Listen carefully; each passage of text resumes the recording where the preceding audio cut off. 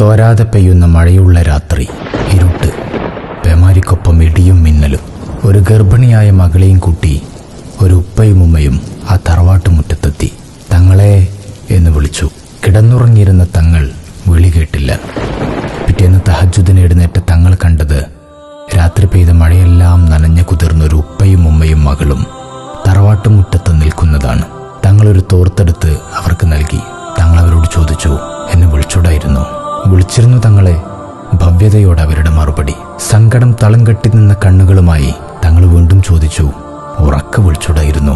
തന്നെ തേടി വന്ന മനുഷ്യരുടെ വിളിയാളം കേൾക്കാതെ ഉറങ്ങിപ്പോയതിൽ മനം നൊന്ത ആ തങ്ങൾ അന്ന് രാത്രിക്ക് ശേഷം പിന്നെ പൂമുഖത്തിനടുത്തുള്ള മുറിയിൽ തോരാതെ പെയ്യുന്ന മഴയുള്ള രാത്രിയിലും ചാറ്റലും കൊണ്ട് കണ്ണു തുറന്നുറങ്ങി. പാവം മനുഷ്യരുടെ വേദനക്ക് മരുന്നായി മാറി ജീവിക്കാൻ മറന്ന PMSA പൂക്കോയ തങ്ങൾ. പാണക്കാട് അങ്ങനെയാണ്.